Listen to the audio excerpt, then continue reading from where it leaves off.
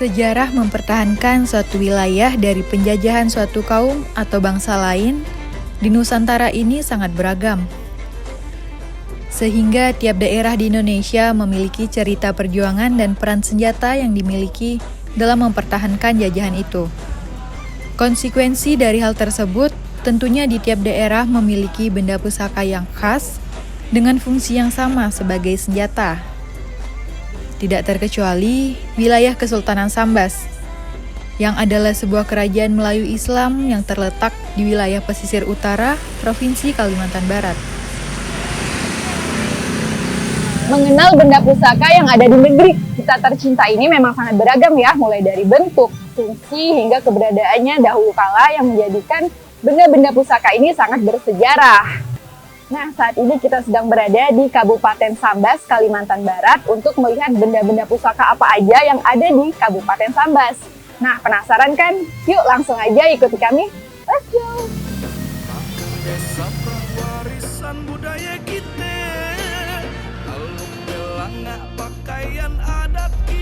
Kesultanan Sambas adalah penerus pemerintahan dari kerajaan-kerajaan Sambas sebelumnya. Kerajaan yang bernama Sambas telah berdiri dan berkembang sebelum abad ke-14 Masehi.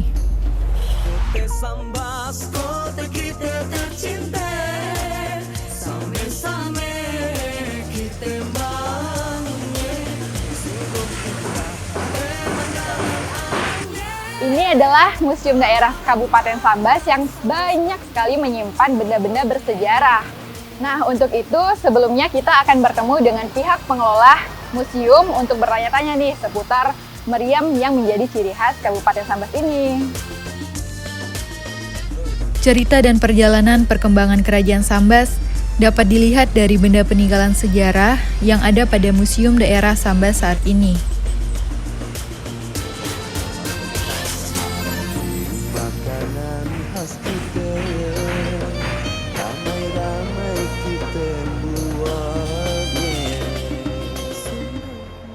Karena di sini banyak menyimpan benda-benda koleksi peninggalan zaman dahulu, mulai dari uang kuno, alat musik, perlengkapan makan minum, kelengkapan berlayar, senjata, serta koleksi pakaian.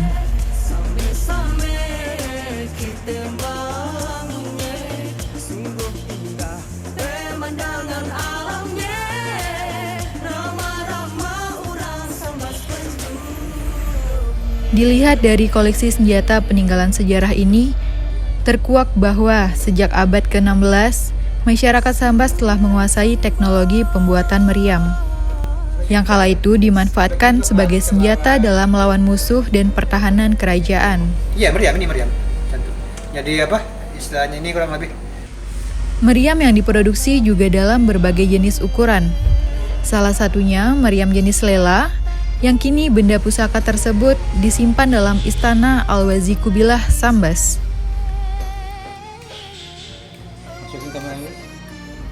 Sesuai kemampuan sumber daya manusia rakyat Sambas ketika itu, keahlian dalam pembuatan senjata meriam telah dikenal di beberapa kerajaan di Nusantara. Dan oleh sebab itu pula, beberapa permintaan meriam dari kerajaan lain di Nusantara diproduksi dari Kabupaten Sambas.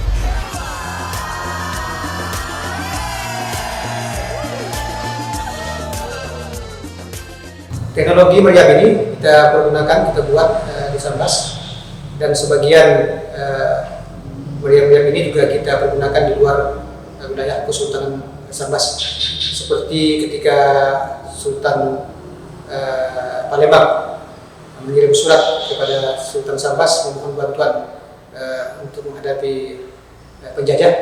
Kita juga berkontribusi dengan mengirim pasukan Barjat atau pasukan meriam ke Palembang yang kemudian ditempatkan di Kepulauan Bangka Belitung, sehingga sampai hari ini pasukan Barjat ini dan anak keturunannya masih ada di Belitung, masih dapat kita temukan di Bangka Belitung.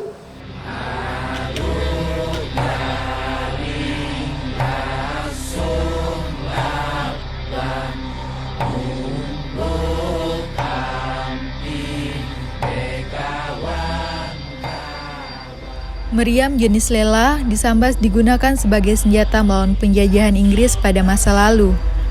Walaupun ukurannya lebih kecil daripada meriam yang digunakan bala tentara Cina waktu itu, meriam lela ini adalah produksi dari Kabupaten Sambas. Selain untuk senjata, meriam kecil khususnya dibuat mengandung unsur artistik.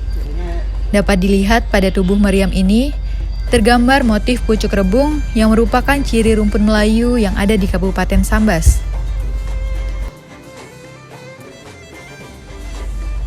Kini, meriam-meriam asal Sambas tersebut telah bersanding dengan benda-benda pusaka lainnya yang ada di Museum Daerah Kabupaten Sambas. Keberadaan benda pusaka dari daerah lain di luar Sambas ini menunjukkan bahwa peradaban kerajaan Sambas dahulu juga dipengaruhi oleh suku-suku lainnya memiliki hubungan kekerabatan dengan suku lainnya di Nusantara. Modelnya ini model Eropa ya? Secara historis memang senjata yang digunakan di Sambas ini banyak dipengaruhi oleh budaya-budaya lain. Misalnya keris yang digunakan banyak dipengaruhi oleh keris Jawa. Kemudian sebagian besar juga penduduk Sambas ini karena keturunan dari pembesar-pembesar Bugis ya. Karena itu keris Bugis juga seperti badik masih banyak digunakan.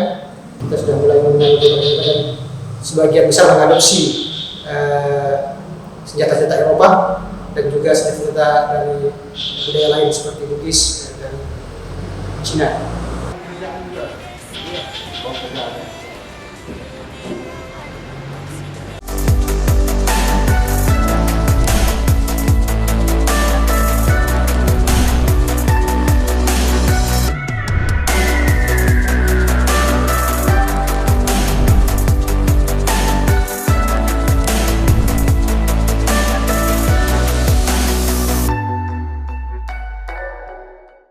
Seperti diketahui, baru-baru ini Majelis Islam Sarawak Malaysia Timur juga berkunjung ke Museum Sambas untuk meningkatkan dan mempererat silaturahmi antar keduanya.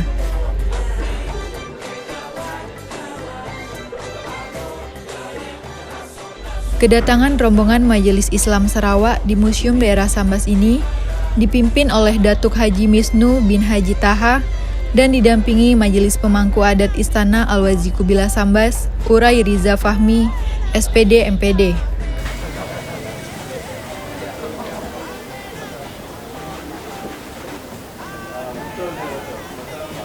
Inilah dalam rangka kunjungan muhibah kami. Pertamanya untuk mengikatkan hubungan yang akrab yang telah terjalin antara Sambas dengan Sarawak Malaysia. Dan sesungguhnya perbedaan budaya dan amalan budaya antara Sambas dengan Kuching Sarawak tidak jauh bedanya. Bahkan bahasa pun ada kesamaan. Saya melihat bahawa ternyata Islam berkembang cukup hebat di mana-mana tempat. Dan juga di Sambas ini, alhamdulillah perkembangannya baik dan bahkan banyak perkara yang kita boleh hubungkan kerjasama dengan pihak Sambas di Indonesia, di Kalimantan sini.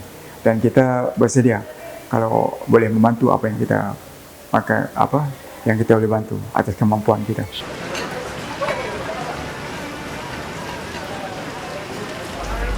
Dari kunjungan warga Sarawak ini juga menyatakan bahwa hubungan kekerabatan antara Sambas dan Sarawak memang telah lama terjalin. Lokasi Museum Daerah Sambas ini juga memiliki nilai sejarah pada zaman dahulu. Bahkan di tempat ini jugalah kantor pertama pemerintah Kabupaten Sambas. Museum Daerah Sambas ini seperti yang ada sekarang ini kan merupakan peninggalan masa lalu, di mana dulu museum ini zaman Belanda ini merupakan tempat tinggal asisten residen, dan yang museum yang ini merupakan kantor daripada asisten residen Belanda, dibangun tahun 1900, rumahnya itu dibangun tahun 1850, dan ini merupakan kantor Bupati Sambas yang pertama itu tahun 1950. Nah, dan sekarang alhamdulillah dapat kita pamerkan untuk menjadi museum, sehingga perjalanan Sambas masa lalu itu bisa kita lihat dari keberadaan daripada barang-barang ada di museum ini. Nah, kita bisa lihat di Dan peninggalan ini merupakan peninggalan logam ya, terbuat dari tembaga. Dan ini merupakan salah satu peninggalan tempat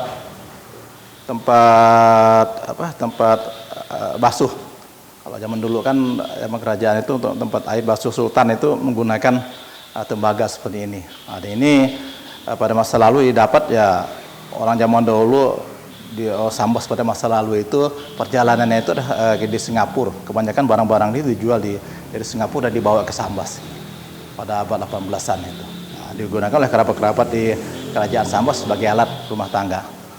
Dan ini salah satu peninggalan juga meriam dele yang merupakan bagian juga dari peralatan yang ada di Sambas dan ini ada yang diproduksi di Sambas.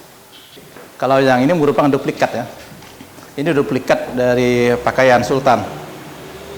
Ini dibuat kemarin tahun 1995 pada waktu kita ingin mengikuti Festival Karatu Nusantara yang pertama di Solo.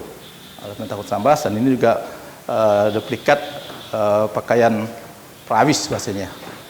Pengawal dalam istana yang baju merah, kemudian yang baju kuning itu untuk pembawa payung kerajaan Sambas. Dan sekarang usianya udah hampir 30 tahunan gitu. Nanti sampai 50 tahun usia bisa jadi barang-barang museum juga itu. Sini alat-alat juga merupakan bagian daripada logam ya. Kalau yang ini digunakan masyarakat Sambas ini tempat peludahan ya. Jadi orang zaman dulu itu punya kebiasaan makan sirih. Dan ini kalau yang besar ini melekat di pojok-pojok rumah. Karena ada yang kecil sampai ke paling besar itu. Kalau kecil dibawa kemana-mana. Nah kalau ini tempat meludah letakkan di pojok-pojok rumah sehingga tidak capek lagi gitu. Tapi sekarang barang ini sudah menjadi barang antik dan ada di museum. Nah ini juga bagian juga dari perjalanan di masyarakat Sambas, setrika mulai dari yang kecil sampai yang paling besar. Yang paling besar adalah yang ini, beratnya sampai 7,8 kilo, terbuat dari tembaga. Ini berasal produk-produknya itu berasal dari Eropa semua, dari luar negeri. Jadi kenapa sampai ada di Sambas ya tadi perjalanan Sambas kan dari Sambas Singapura karena Sambas pada abad 18 sudah tempat orang berdagang di Singapura. Jadi perjalanan masyarakat Sambas dulu tidak Sambas Batavia tetapi Sambas Singapura, Singapura Sambas. Ini jalur-jalur sutra pada abad ke-18. Dari luar semua kalau barang-barang seperti yang terbuat dari kuningan seperti ini ada dari India, kan dari Timur Tengah ini. Kalau yang sifat-sifat setrika ini dari luar, masuk di daerah Eropa. Ini. Sama juga dengan ini. Nah, ini namanya bintang. Ini satu setnya itu ada 12 dari yang kecil sampai ke yang besar. Itu digunakan masyarakat Sambas untuk mengantar tuh.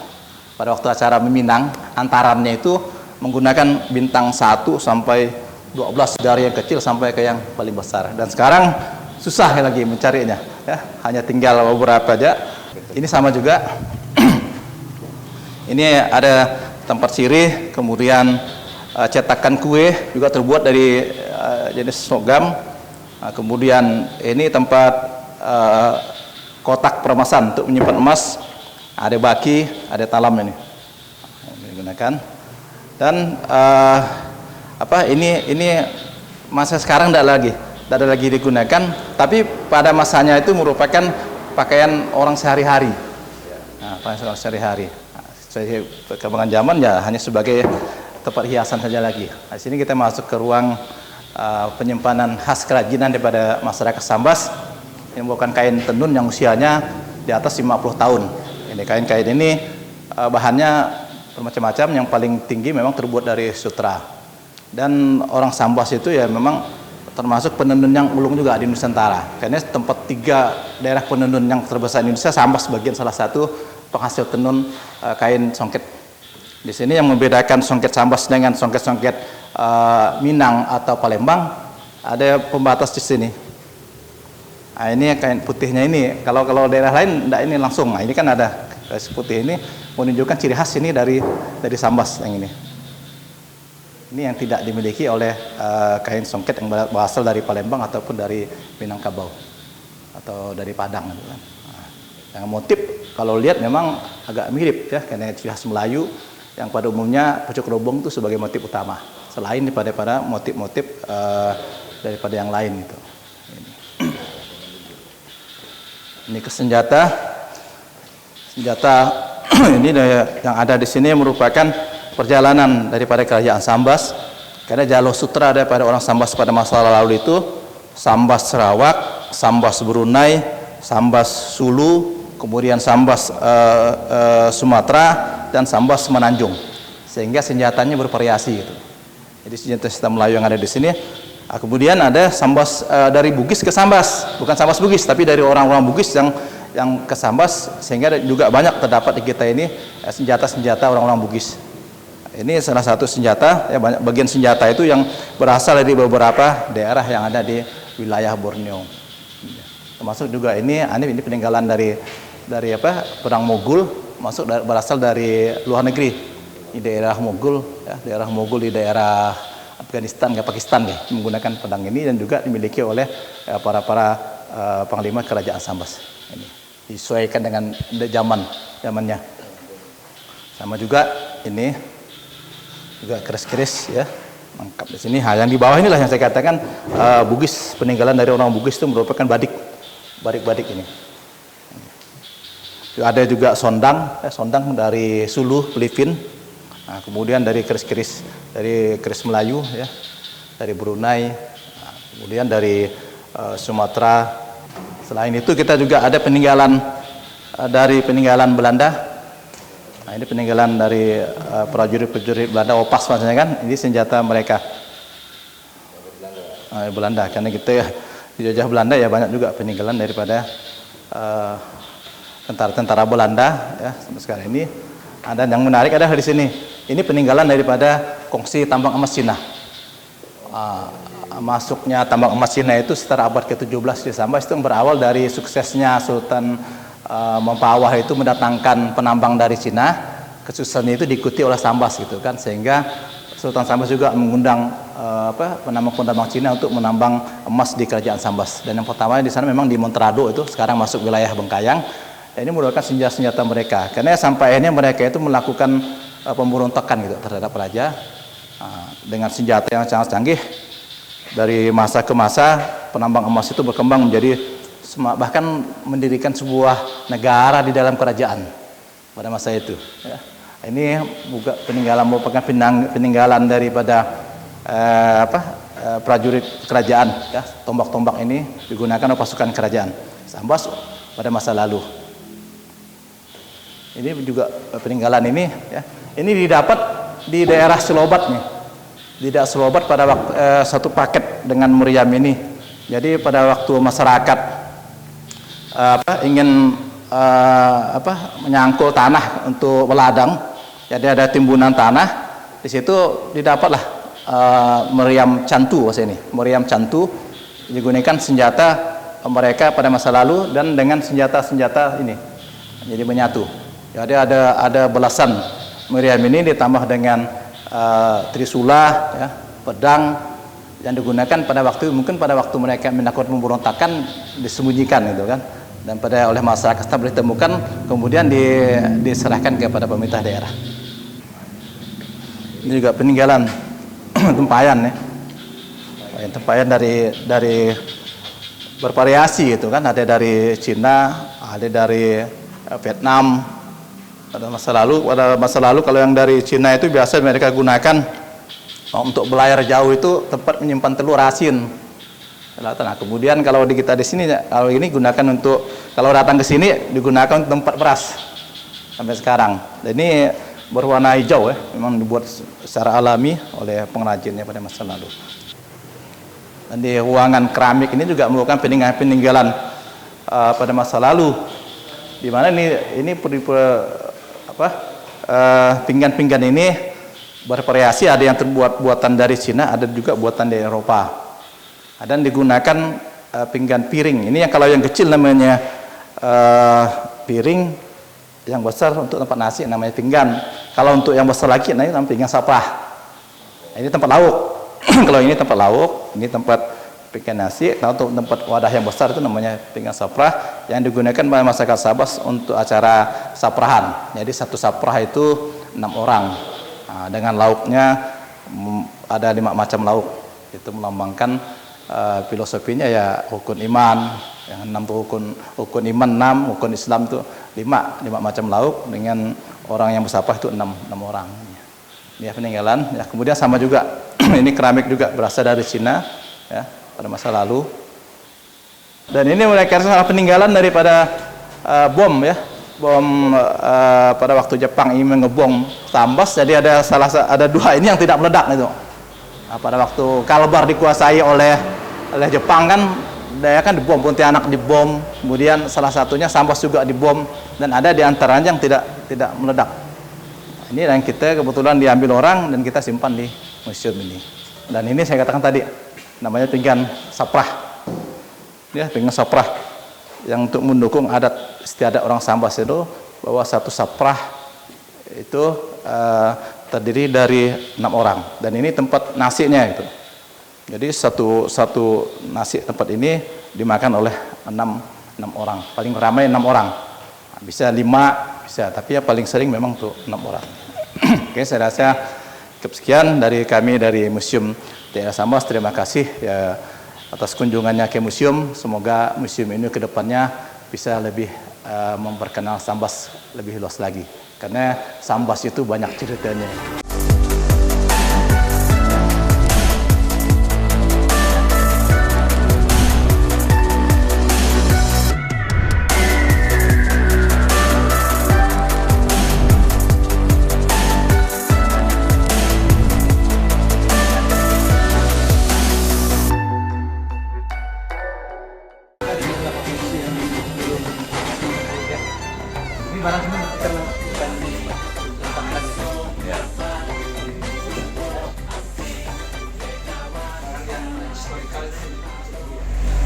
Ini dulu dipergunakan pasukan kongsi Cina ya, ketika melawan Kesultanan Sambas ya. Ini apa? Kita beruntung sekali ahli waris ini mau menyerahkan ke kita ya, barang-barang berharga sekali. Ini sebagian punya pasukan Inggris, ada juga punya pasukan Belanda ya. Kalau ini kan punya perwira nih, ini punya perwira nih. Ini punya perwira. Membedakan perwira ini sama ini ya. Ini untuk ini prajurit ya, prajurit ini perwira. Kalau ini pedang perang apa ini kita punya. Dan ini yang Inggris. Sebagian kita bawa ke sana. Sebagian juga kemarin kita bawa waktu pameran ini ya. Banyaknya koleksi benda bersejarah yang ada pada museum ini diakui belum seluruhnya dipajang. Namun pada saatnya nanti, sesuai dengan perkembangan fasilitas dan sistem pengelolaan, museum daerah ini akan ditata menjadi lebih representatif.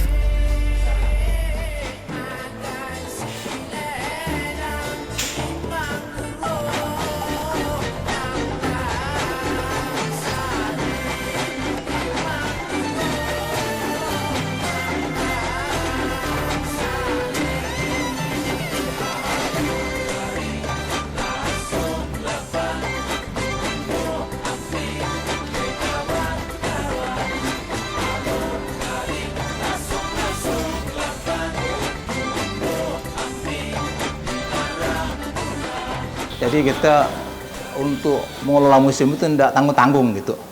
Kalau Pemda fokus penuh untuk pengelolaan museum atau pembenahan museum, itu akan membawa nama baik Sambas bukan hanya tingkat nasional tetapi sampai tingkat internasional. Kenapa? Saya katakan tadi itu bahwa Sambas itu pintu gerbang ingin masuk ke Indonesia. Kalau kita tidak menata ini dengan baik, sehingga nanti kesannya juga tidak baik gitu.